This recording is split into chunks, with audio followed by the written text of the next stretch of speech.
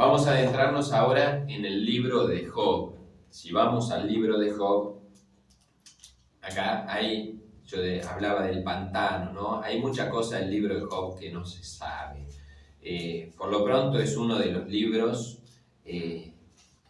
más difíciles de traducir. Es muy difícil traducir el libro de Job. De hecho, hay veces que no vamos a entender demasiado, depende de la traducción, o comparamos una traducción con otra y hay cosas que son bien diferentes, porque el traductor toma una decisión y otro traductor toma otra decisión, pero justamente porque el texto es muy difícil. Tampoco se sabe muy bien cuándo fue escrito. Hay distintas teorías, ahora vamos a ver algo de eso. Aquí se tiende a hablar de los siglos sextos, del siglo sexto o tercero.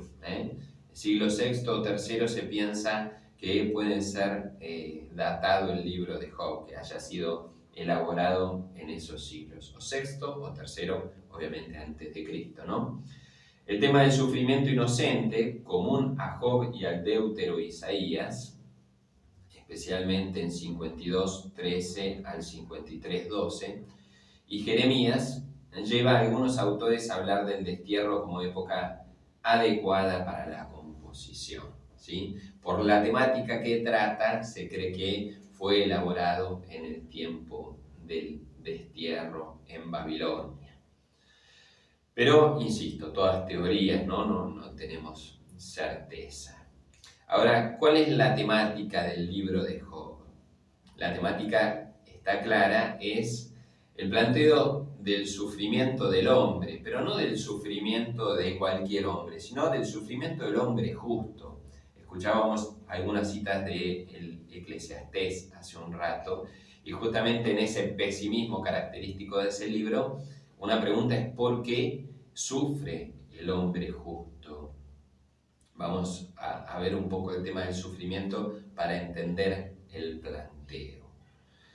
Pero antes hago un paréntesis que me parece importante. Si agarramos el libro de Job, ya visualmente vamos a ver una cosa que es fundamental. El libro de Job es como un gran sándwich. De hecho, en Biblia se utiliza esta expresión.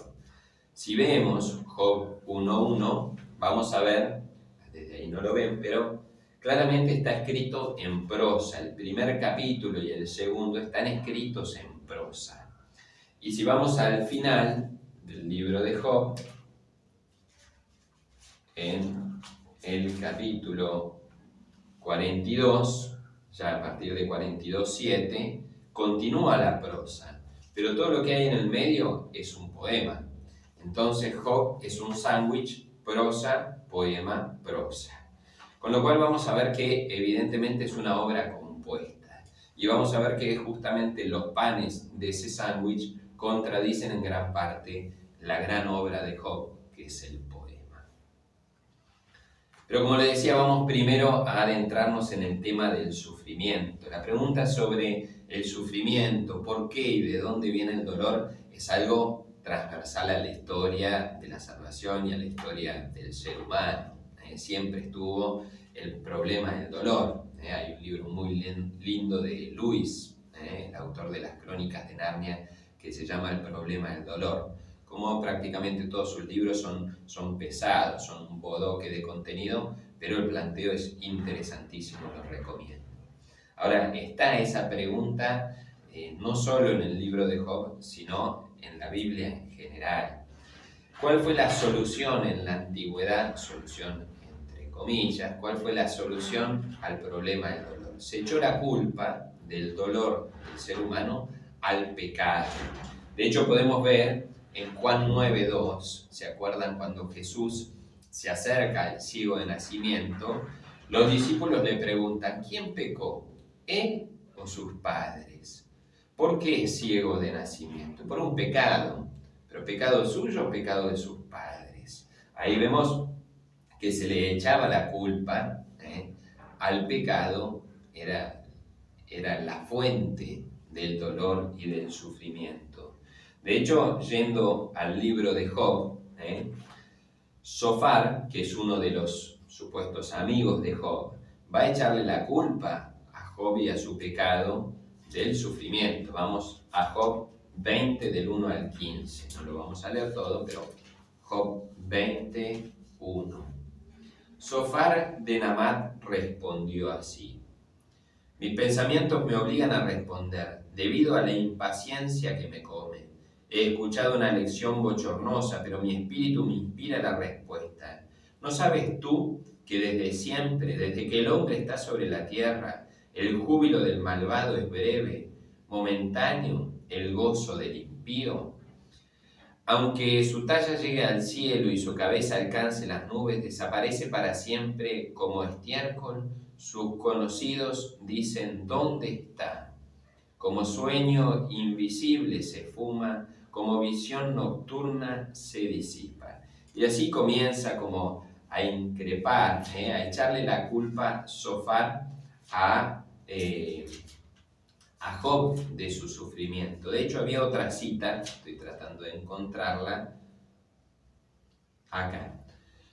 Job 11, 1. Sofar este mismo, esto es anterior. Sofar de Namat respondió así: nadie va a responder al charlatán. El charlatán es Job. Job está como quejándose frente a Dios porque está sufriendo y porque él es justo. Nadie va a responder al charlatán, pregunta Sofar. Versículo 2, es eso, 11:2. Pero más adelante, en el 6, dice: te enseñaría secretos de sabiduría que desconciertan toda sagacidad. Bien sabrías entonces que Dios te pide cuenta de tus faltas. Que Dios te pide cuenta de tus faltas. ¿Por qué está sufriendo Job según Sofar? Porque tiene faltas escondidas que nadie conoce, pero que Dios conoce. Entonces, ¿cuál es el origen del sufrimiento de Job? Las faltas del propio Job. Entonces decíamos que se le imputa las faltas a Job. Las faltas de Job son la causa de su sufrimiento según Sofar, según sus amigos. ¿De dónde viene esto? Esto viene de una teología que se llama la teología de la retribución. ¿Qué es la teología de la retribución? La teología de la retribución es que si vos sos bueno en tu vida, Dios va a ser bueno con vos. Si vos sos bueno, Dios te va a premiar. Si vos sos malo, Dios te va a castigar. Esa es la teología de la retribución. Mucho de esto está en el Nuevo Testamento y en el Antiguo Testamento, está en toda la Biblia. Y de hecho nos pasa, ¿no? Hoy en día seguimos diciendo, lamentablemente, si te portás mal, Dios te está viendo, Amenazamos a los chicos, Dios te está mirando. A veces incluso en la misa, si se porta mal un chico, la madre le dice: mirá que el sacerdote te está mirando. Error garrafal pedagógicamente hablando. Eficiente, pero error garrafal. Entonces, pensamos desde la teología de la retribución, e insisto que está empapada la Biblia de esto, que Dios premia al justo y castiga al injusto. Lo que va a hacer Job, el libro de Job, es poner en crisis esta teología. Va a buscar contraponerse a esta teología y mostrar que hay justos que de toda manera siguen sufriendo. Vamos a ver que una respuesta en contra de la teología de la retribución, una respuesta busca darle al libro de Job. Otra respuesta comienza a estar esbozada en el libro de los Macabeos, los libros de los Macabeos, que vamos a ver algo de eso. ¿Cómo responde el libro de los Macabeos o busca responder a esa crisis de la teología de la retribución? Entonces, frente a esa teología, por un lado, el libro de Job, por otro lado, el libro de los Macabeos. Entonces, en el libro de los Macabeos aparece una respuesta frente a la teología de la retribución. ¿Qué pasa? Muchos terminan muriendo por ser fieles a las leyes. Antíoco IV los persigue, y los persigue en día sábado para que ellos no cumplieran, para que cumplieran con el sábado, y por tanto con el descanso sabático no podían ir a la lucha, ¿sí? Y hay muchos testimonios, entre ellos 2 Macabeos 7 del 1 al 42, 2 Macabeos 7 del 1 al 42, donde el pueblo es fiel a la ley y terminan muriendo, terminan siendo como mártires, dando su vida por la fidelidad a la ley. Y ahí uno se pregunta, ¿y la retribución? Porque son fieles a la ley, sin embargo están muriendo. ¿Dónde está la retribución de Dios? Y ahí comienza a pensarse o a esbozarse la teología, en la teología, la resurrección de los muertos. Bueno, si Dios no te compensa en esta vida, te va a compensar en la vida futura. Hay una vida más allá de la muerte donde va a llegar esa retribución que en la vida terrena no recibiste. ¿Sí? Eso va a comenzar a esbozarse esa respuesta cuando la teología de la retribución entra en crisis. Entonces, si acá no recibiste la retribución de Dios, la vas a recibir en la vida futura. Nosotros podemos decir cómo entonces esto de la resurrección de los muertos, recién con los macabeos y los helenistas comienza a esbozarse. Y en cierta manera sí. De hecho, ¿se acuerdan el pasaje que lo leímos hace poco? Hechos 23 del 6 al 8. Hechos 26 del 6 al 8. Pablo está, estoy en el Nuevo Testamento, ¿no? Hechos de los Apóstoles. Pablo está en un juicio y astutamente Pablo sabe que están los fariseos y los saduceos. Pablo era de la línea de los fariseos en su origen. Y los fariseos creen en la resurrección de los muertos. Sin embargo, los saduceos no. Insisto, estamos en el Nuevo Testamento, pero hay una división entre los judíos de aquellos que creen en la resurrección de los muertos y otros que no. Por lo tanto, vemos que esto de la resurrección de los muertos y la vida futura es algo que comenzó a esbozarse bastante tarde dentro de la fe. Solo para entender, ¿no?, que esto es bastante posterior. ¿Y qué hace Pablo? Entonces dice, bueno, a mí me persiguen por creer en la resurrección de los muertos. Claro, los fariseos lo toman a Pablo como abanderado y quieren defenderlo. Se arma un despelote lindo ahí y Pablo zafa, podemos decir. Volviendo para atrás, entonces, la teología de la retribución entra en crisis. Una respuesta a esa teología de la retribución es la de la resurrección de los muertos, esbozada en los macabeos, o que comienza a esbozarse en los macabeos, no solo. Por poner un ejemplo, aquella madre que ve morir a sus 7 hijos y que exhorta al último diciendo: ten ánimo, ten fuerza, que nos reuniremos en el cielo, que Dios nos va a retribuir y que vamos a salir victoriosos, mientras Antíoco IV sigue haciendo de las suyas. Hay otros ejemplos de esto, el del anciano que da la vida, diciendo: no voy a llegar al fin de mi vida borrando con el codo todo lo que escribí en la mano, también esbozado ahí en los macabeos. Entonces, vamos ahora con la otra respuesta, que busca salir al cruce de la teología de la retribución. Y para esto vamos al libro, bueno, como les decía, ¿sí?, en el libro de Job, este sándwich, donde está la prosa y en el medio el poema. Justamente el poema va a entrar en crisis con la teología de la retribución y la prosa va a querer hacer más ameno esa crisis y ese contraponerse a la teología de la retribución y va a alivianar las cosas. De hecho, en general, lo que nos queda en la cabeza, lamentablemente, pero es el pan del sándwich, todo lo que fue escrito en la prosa. Solemos hablar de la paciencia de Job. Sí, pero el Job que tuvo paciencia, en realidad, es el Job que se nos presenta en la parte escrita en prosa, en los capítulos 1, 2 y en el último capítulo, donde la mujer de Job exhorta a Job a insultar a Dios, a negar a Dios. Y Job no se sube al barco. Job dice: Dios me lo dio, Dios me lo quitó, qué grande es mi Dios. Ese suele ser el Job que todos recordamos. El Señor me lo dio, el Señor me lo quitó, qué grande es mi Dios. Pero ese es el Job de la prosa. Si vemos el Job del poema, hay estudios hechos, sería demasiado llevarlo ahora, vamos a intentar algo de eso, pero hay estudios hechos del libro de Job, como en realidad todo ese poema es Job llevando a juicio a Dios. De hecho, está repleto del vocabulario de juicio.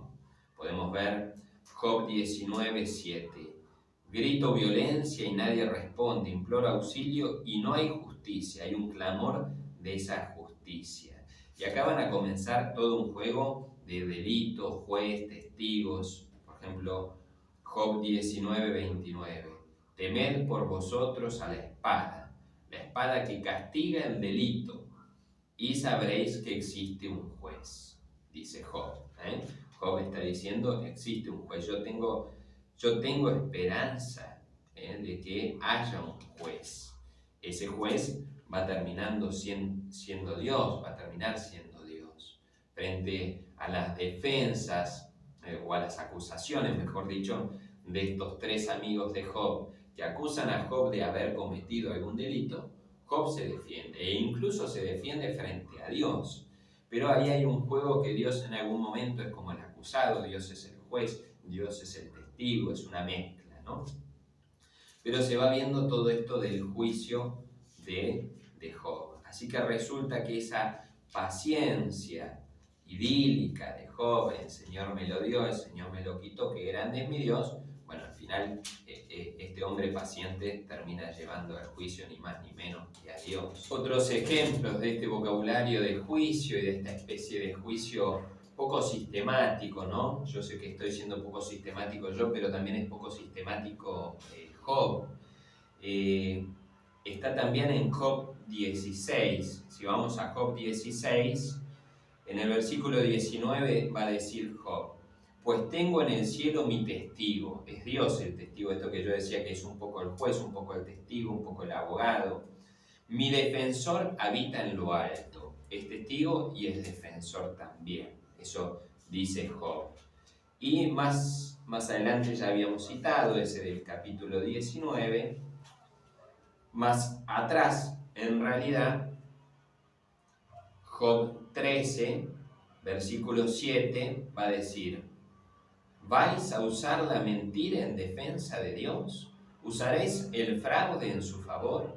¿Seréis parciales con Dios? ¿Defenderéis así su causa?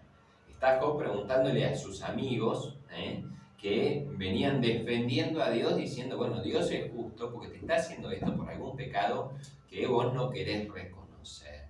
Entonces, en todo este juicio, en todo este poema, vamos a ver que está plagado de ese vocabulario judicial. Está lleno de jueces, acusaciones, defensa, testigos, defensores, en el cual ese Job paciente en realidad no es tan paciente y está acusando a Dios, en cierta manera, ni que hablar a sus amigos, pero a Dios diciendo, esto no es justo.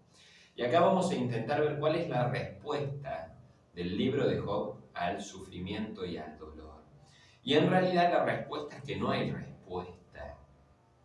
Vamos a decir, bueno, una vez más nos quedamos sin respuesta. Sí y no.